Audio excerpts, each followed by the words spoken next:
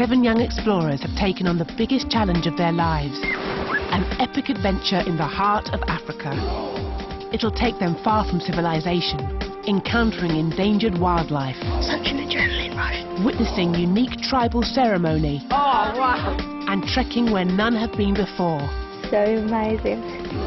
They're following in the legendary footsteps of the great Scottish explorer, Dr. David Livingstone.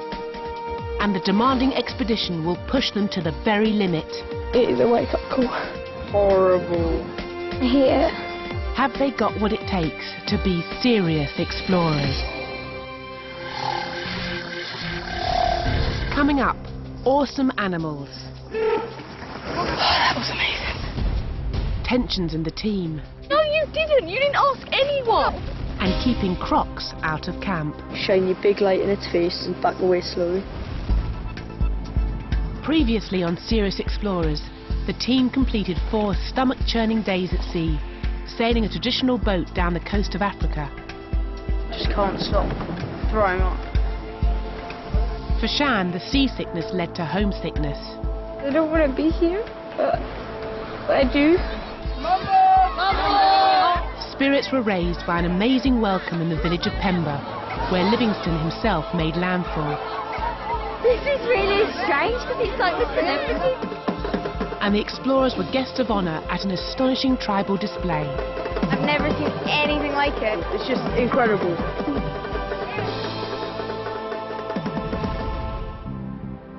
It's day 6 of the Livingstone expedition, and the young explorers are about to leave the coast and head into deepest Tanzania. Before they go, expedition leaders Ben and Polly have something special to show them, evidence that Livingstone set off from this exact spot in 1866. Ghana's last journey from here. Yes, he came through this place where we're standing now. He made landfall here before going on into the heart of Africa. It was to be Dr. Livingstone's final expedition, heading into uncharted territory in Tanzania. With no vehicles or trains, he had to walk vast distances, but he had no doubts about the positive effects of so much trekking.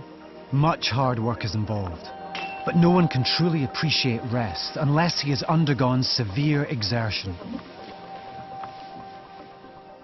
Livingstone trekked west from Pemba before eventually ending his travels several years later at Lake Tanganyika. With only a month in all for their expedition, the young explorers will today fly to the Selous Game Reserve on a key part of Livingstone's route.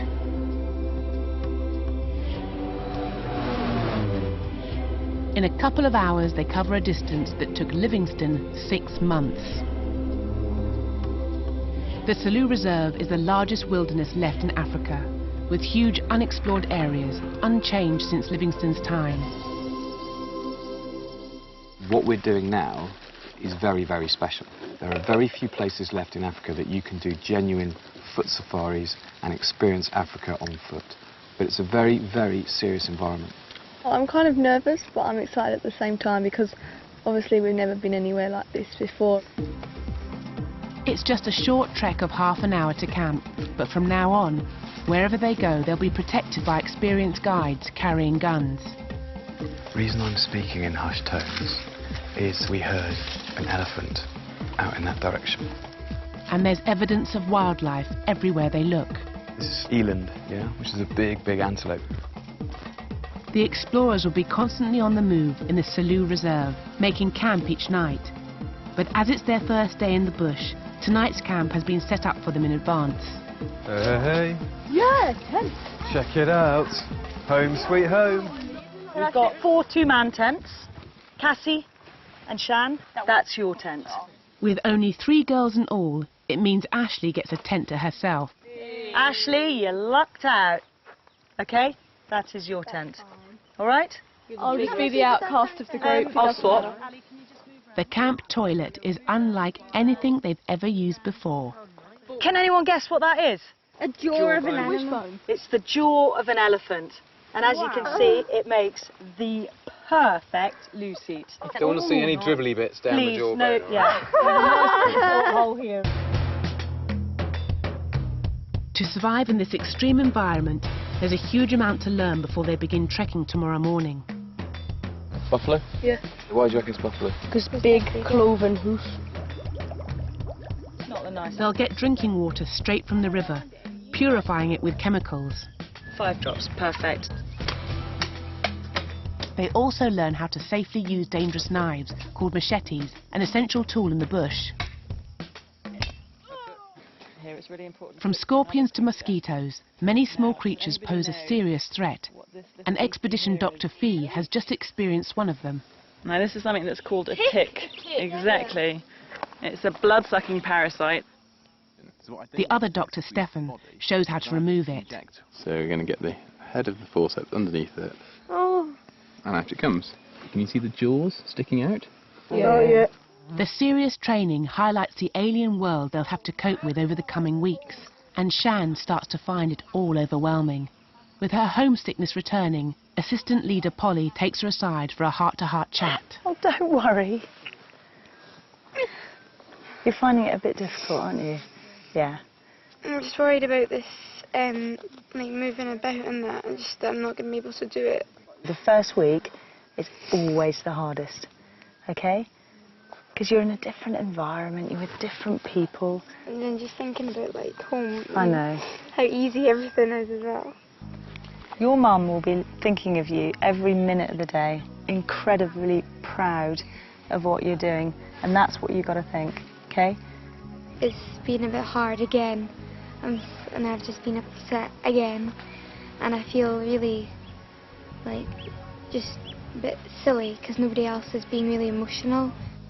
I feel really sorry for her because I'm not missing my family that much yet, but she obviously is, and it must be hard for her. She is just homesick. I think she's finding it quite tough, and actually it's been a breeze so far, so I'm slightly concerned.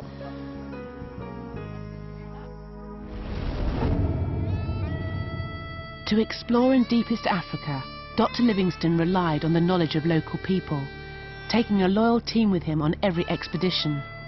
Their experience in the wild helped him live away from civilization for years at a time. And the Serious Explorers expedition will also be accompanied by local tribespeople. Guys, can I just introduce you to a few people? The men are from the Minyati tribe. Now these guys, Robert, Kumbi, Alexei and Charlie, similar to Livingstone, are going to be our faithful Askaris for the duration of our expedition. Okay, Askaris meaning soldiers. The Minyati tribesmen throw their spears with deadly accuracy, even using them to kill lions to protect their families. These guys have thrown spears since they were about 4. The Minyati are also experts at surviving in the bush. Watch this. And they show the explorers an extraordinary skill, how to light a fire using only the materials around them. They've just made a couple of holes in the top of that piece of wood, so any hot coal that comes out of there is then going to fall down into where all this very, very dry elephant dung is. Creating precious fire in this way is an ancient art passed down over thousands of years. We're adding in slightly thinner bits of wood and then slightly fatter bits of wood, so it's got something to take to. Whoa, wait. Wow.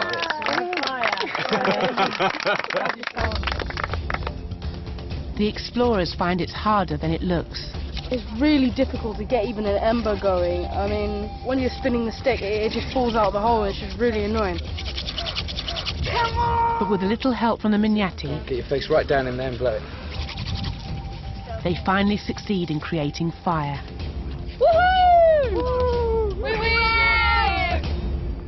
With darkness fast approaching, it's time for a vital safety briefing. You have got to be aware that there are big animals out there, and night time is the time they come out to hunt, and you are food.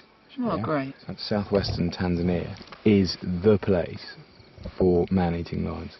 Is that where we are? Yes. Oh, perfect. Yes. It is amazing in your tent at night, lying there and listening to the sounds. It is fantastic. It was supposed to make us feel better and safe about all the animals that were coming into the camp, but it just kind of made me feel more paranoid.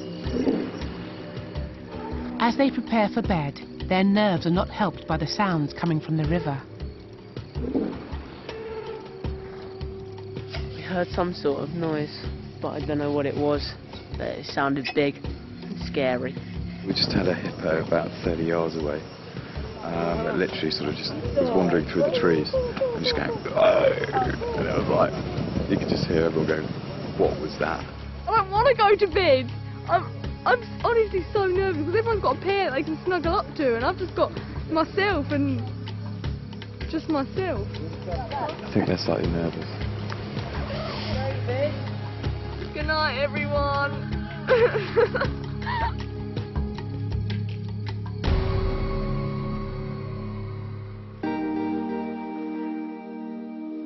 At first light, there's no sign of movement from the explorers, so leader Ben goes to wake them up. Wakey, wakey. Oh. How are we doing? Oh, good. You sleep all right? Yeah. Me and Matt just dozed off so quickly. How are we doing, girls? You need to shake your leg, all right? Brilliant. Yeah. Sleeping on her own, Ashley had a rather more disturbed night. Hello. I've been up for ages. Since it was dark. Did you hear anything in the night? Yeah, I heard like a lion or something, I don't know, it was just loud. And then I fell asleep again. While I was just laying here and you could just hear like breaking sticks and noises and stuff.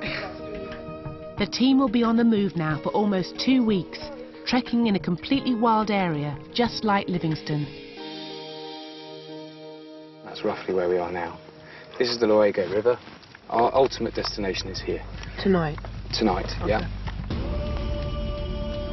Today's 4-mile hike is a lot shorter than they'll have to do in the coming days, enabling them to get used to trekking in 35-degree heat.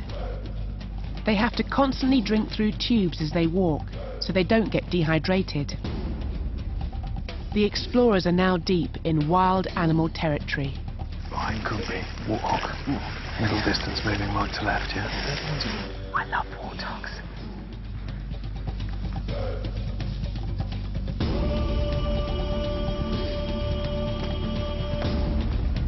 In the distance, they come across a herd of buffalo. The powerful animals are grazing peacefully, but they can be very dangerous if disturbed. What's going to happen now is Polly's going to take 4 of you now to try and get as close as you can get, as far as cover allows, okay? And you guys are going to be working hard, because you're going to be on your bellies, crawling, yeah, in cover, in the long grass. Good luck, guys.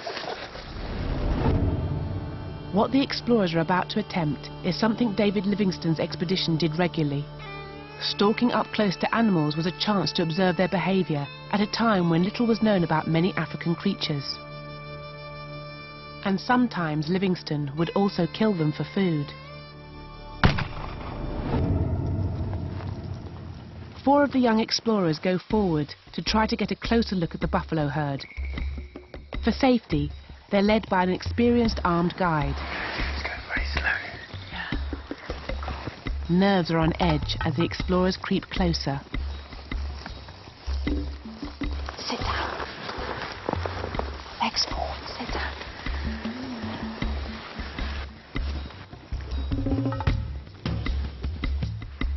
They head directly into the wind, so the buffalo don't pick up their sound or scent. They can't smell us at all. Okay, just really slowly.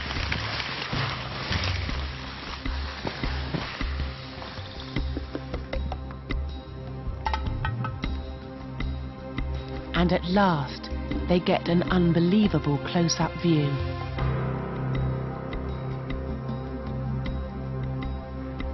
The team hardly dare breathe. Finally, the herd seem to pick up their scent and start to head away. I underestimated how hard it would be crawling through all that the soot on the floor, running through the bushes. It's tiring. It's incredible. I've never done anything like it before. It was so scary. That was incredible. Such an adrenaline rush to see them out in the wild, and we're like tracking them up there. Well, 2 buffalo have calmly returned to just a few meters away. And the explorers get their closest view of all. 2 literally in front of us, and it was just a great feeling. You realise how powerful they were, and to get up so close, like 10 meters away, it was just absolutely amazing. I loved it.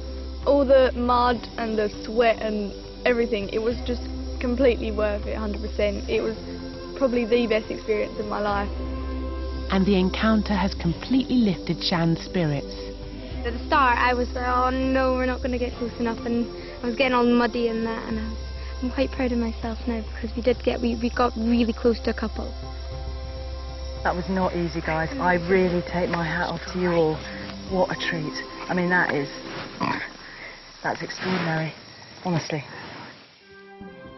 It's been quite a day, and as the team approach their new campsite, it's just about to get even better.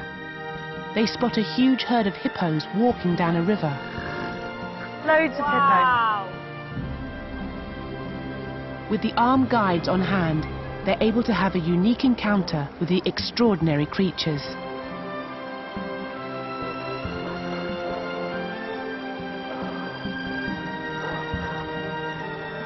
It's just incredible to be that close to a wild animal.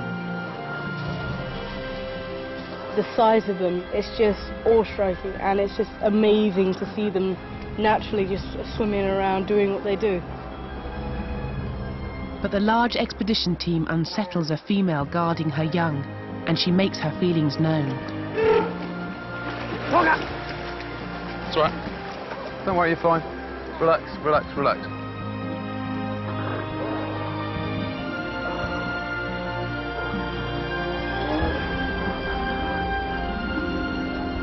For good measure, just before sunset, they get their first fleeting glimpse of elephants in the distance. Guys, what a day you've been having. Just bimble around the area and we see loads of hippo, loads of buffalo, ellies, you know. What a day, eh?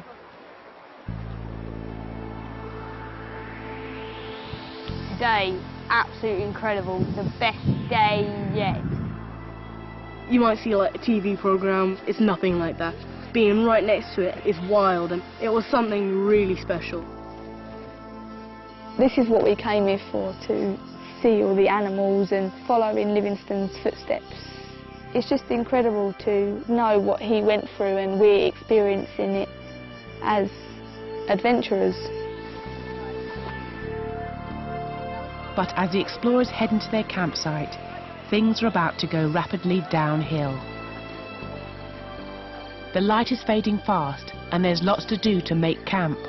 We need to get down and fill every single water container that you've got before night falls, yeah? There's absolutely no way that we can be messing around down by the water come nightfall.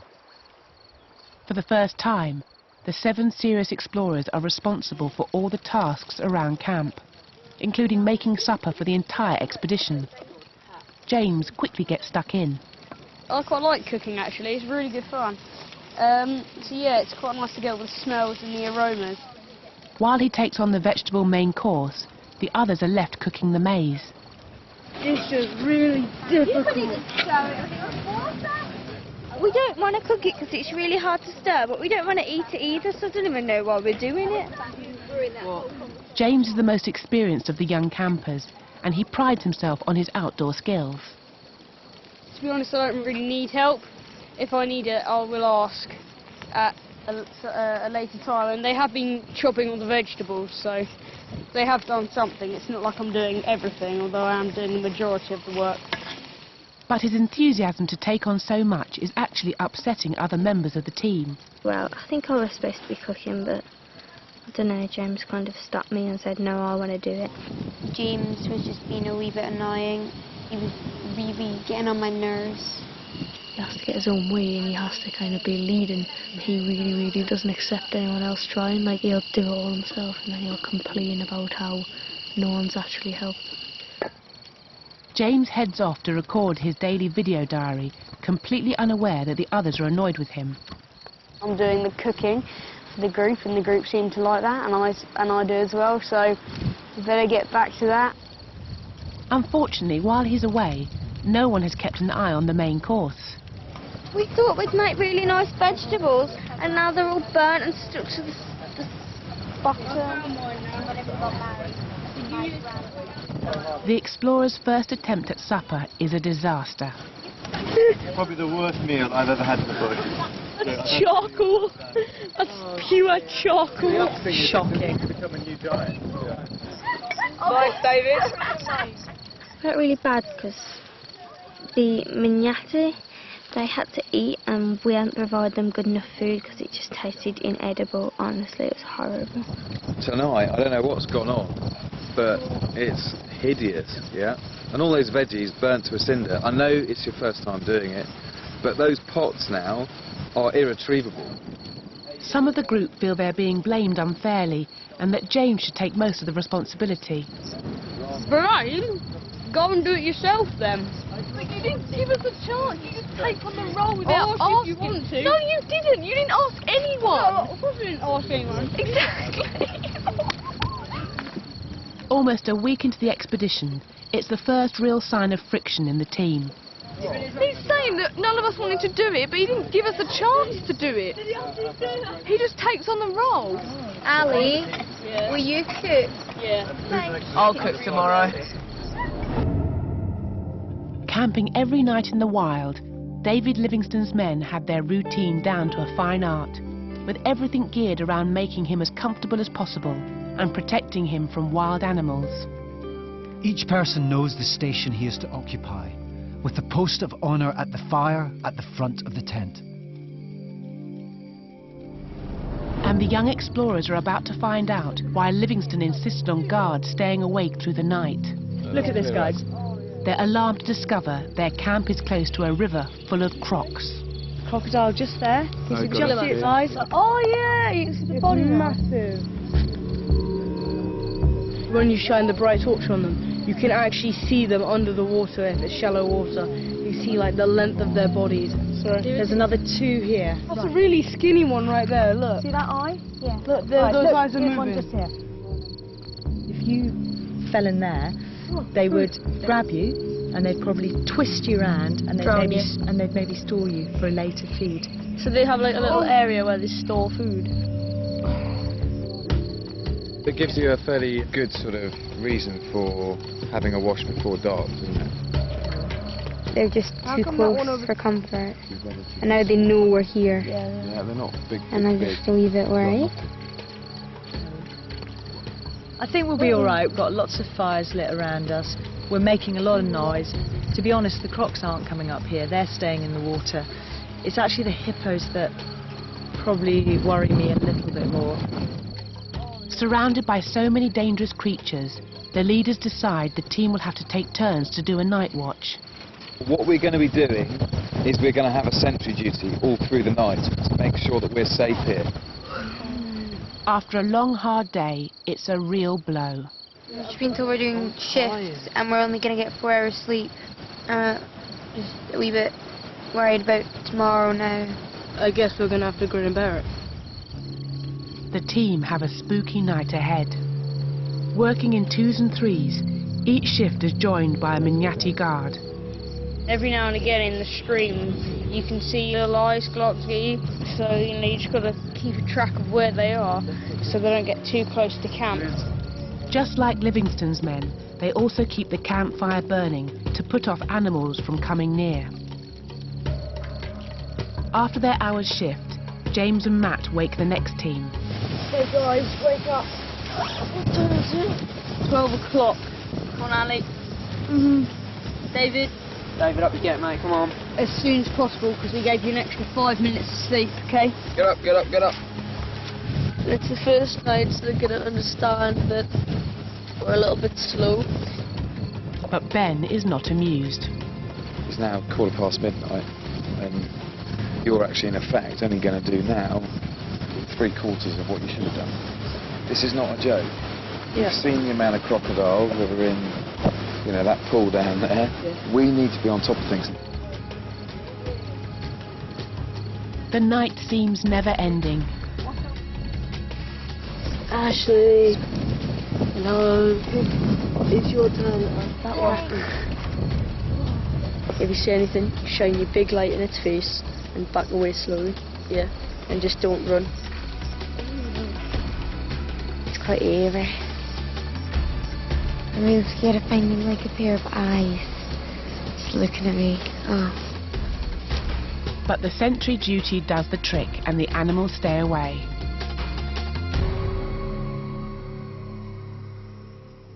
Termites all over my boots. By morning, the team are shattered. I'm really tired and I did not sleep enough. Ashley's feeling very emotional. In her exhaustion, last night's argument with James is upsetting her more than ever. All of last night, it's just like the whole dinner thing. I don't know, I'm annoyed at the moment, but I just get on with it. But leader Polly feels it needs to be sorted out straight away. So he's a bit bossy. Yeah. I can't stand him at the moment. He just takes the role himself and not asking anyone. Okay, so maybe we need to have a chat with him. James still has no idea he's upset Ashley so much. I think you've just got to be a little bit aware and conscious of what you say. Yeah, try not to sort of hurt people's feelings too much. Yeah. Yeah? That makes sense. I really didn't think I know you didn't, I know. It's good to have a leader, it's good to have someone who's saying, right, do this, do that, do this. But I think you've got to be slightly careful when it all goes to rat poo, that you take the blame as well as the others. Yeah. I didn't think she was feeling too bad. She was joking around, but, you know, maybe she was, so. He decides to swallow his pride and try to clear the air. Sorry, Ashley. It's fine. I didn't think that you were feeling bad, so maybe I'll try to be a bit more considerate next time. Yeah. Ashley, why don't you look at him? He is saying I sorry. have. I know it's a bit early. Okay. Give him a hug. Sorry. The leaders know the importance of sorting out disagreements quickly. With things getting tougher by the day, the explorers will only succeed by pulling together as a closely knit team. It's going to get harder and harder, and the small things at this moment in time become very, very big things later on, and so it's absolutely vital just to nip it in the bud now. They've got to work together. Let's have a group hug! No! Where's the leader join in? Come on, David.